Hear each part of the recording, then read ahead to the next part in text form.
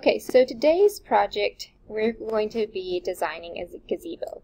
So in case you don't know what a gazebo is, this is what a gazebo looks like. It has some sort of regular polygon base, has sides which we're putting rail posts in here, there's railing, and there is the roof slanted up this way. And then these are the roof posts. So these are just some pictures of gazebos. There's a square one, but today we're going to do larger polygons. It could look like any of these. So on your project page, this is an example. Your project, you have to do 6 or more sides. So the example is a pentagon, and it's uploaded on Canvas if you want to look at it. But the first part is just planning. This is really easy points for you to get. You just get to decide what shape are you going to do.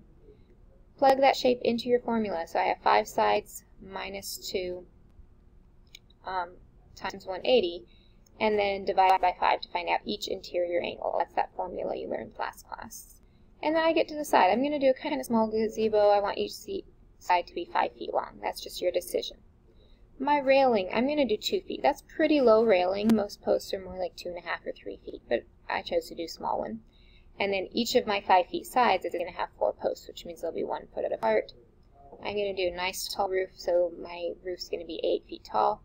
And then this is a problem you have to solve. So if the roof is supported by a right triangle, which right triangle measures what? 90 degrees. And then the angle of elevation is 30. What will the other angle measure? So you do your problem and find the missing angle there. So that's the first 30 points of your project. Real easy, just doing it. Then we have this phase where you're going to design and actually draw out your gazebo, and I'll go over these steps in a minute. But to get full credit for that, you need to have something that looks like this, where every single side is measured and drawn to scale, your angles are measured and drawn to scale, and everything's labeled if you want the full 20 points for that part of the project. And then next, figure out the materials, which is a lot like your first stage. So we're going to have to measure and approximate the amount of wood you need for the base, and I'll show you how to do that. And then figure out, okay, so each of my rails that I decided up here are going to be 5 feet, because the rails go the same as the side of the base. So that's 5 feet, and I have 5 sides, so I need 5 rails. Each of my railing posts was 2 feet, and I decided there's 4 on each side, and again I have 5 sides, so I need 20 railing posts. And then each roof post, I chose 8 feet, and again I have 5 sides, which means I need 5 roof posts. I did not leave in here a space for the door. I have my railing going all the way through, so in reality I would leave some space for the door. You can include that in your design and explain it, or you can not. Either one's fine. And then these are 15 points extra credit. I strongly recommend you try these and get some extra credit.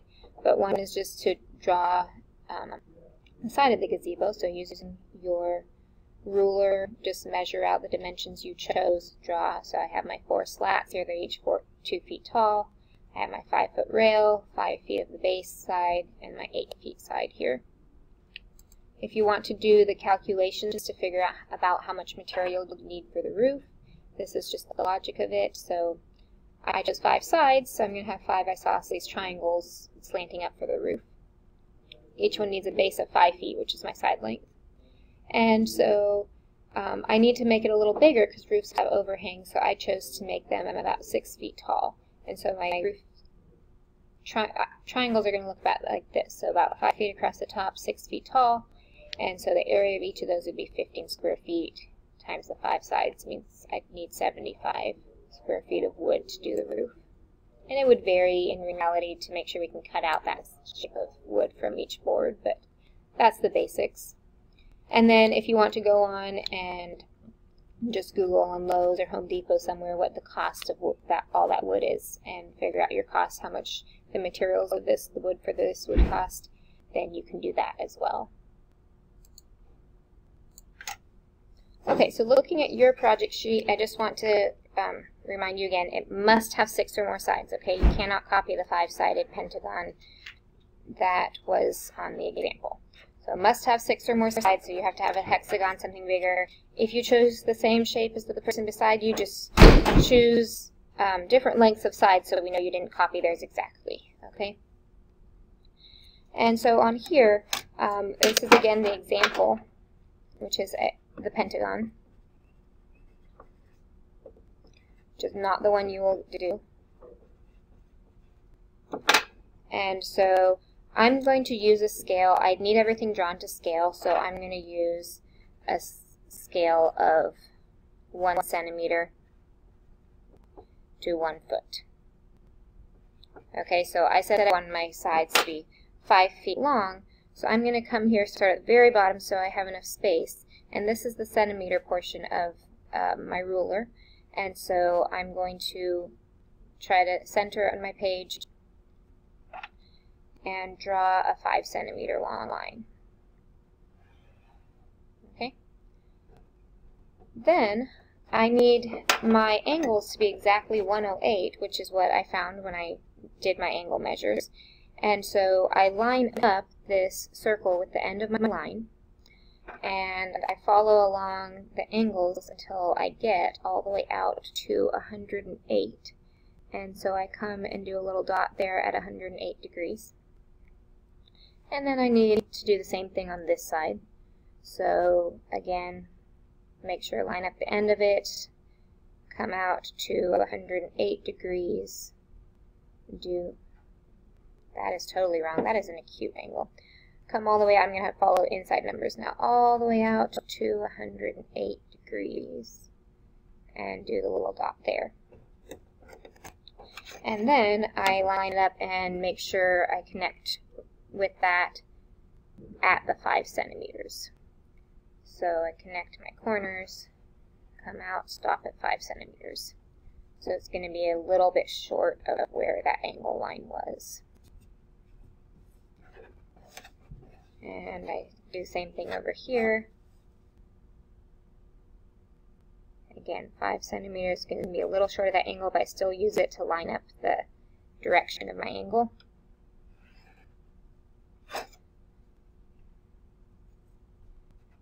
And then I need to have them meet in the top there, and depending on the size of yours, it may be a little bigger than this shape. We just have to, it's okay if you end up going over the writing.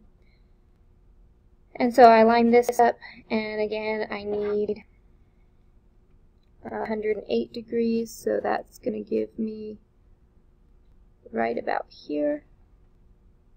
And then I need to see, did I do it correctly? Is that 108 from this side also? And so I follow up and see that dot. Yes, it is right at 108 from this side also. And so then I just connect those with my 5 centimeter line.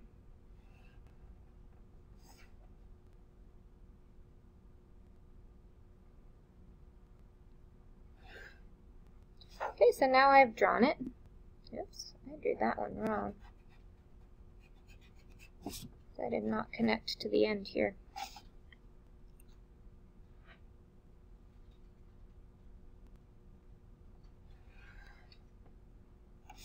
Okay, so now I've drawn it and I just have to label. So I'm going to mark all my angles are equal, and they are all 108 degrees.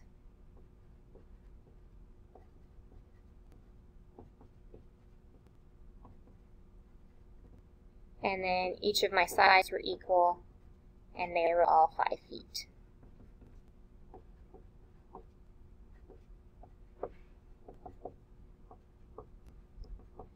And then I check, did I get the full 20 points? So I drew it correctly, I labeled all the angles, I labeled all the sides. So that's my drawing. I should get full credit for it. Because I'm the teacher, I will give myself full credit for it. Okay, and so on the back, if you're going to draw the diagram of each side of the gazebo, you just, same thing, like I start out with my 5 feet base, and then I know each side I chose was going to be 8 centimeters long, and so I measure the 8 centimeters for the sides, and I just go from there. And so there's the example, another sheet you can follow for that. So go ahead, start your project. You can get 115 points on it if you do the extra credit parts, and you're allowed to ask for help, so ask for help if you get stuck.